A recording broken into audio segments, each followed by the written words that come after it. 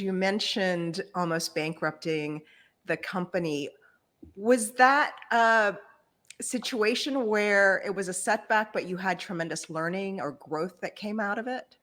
Yeah, absolutely. I think I was, and I don't mean that in a negative way that you shouldn't be nice to people, you should, but it also meant that I was avoiding difficult conversations. I wasn't the first one to want to give critical feedback to someone that might make them better. And so I was holding back.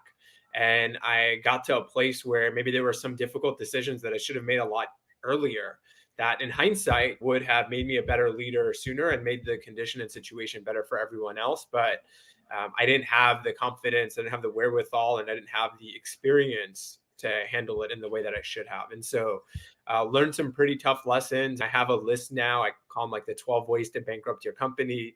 And I, after reflecting and making the entire list, sat down and said, okay, now that I know and have identified what the problem is, there's a very clear solution.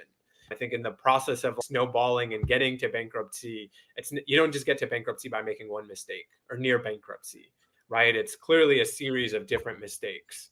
And so once you're clear about what the mistakes are, you can start to undo them, right? If we can be very clear about what the problem is, there's always a solution. I think where we typically struggle is in defining the problem, or we pick the wrong problem. And so when we come up with a solution for that problem, it almost isn't helpful because we didn't solve the right thing.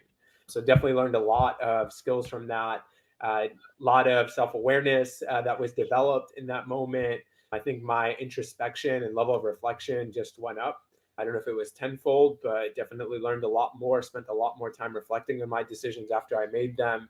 And it is a very humbling experience. So it doesn't matter how much humility you have before that moment, like you're going to come out with even more after. So it is one of the things that I look back on and I'm grateful happened, but isn't one of those things that I would wish on anyone or want to relive.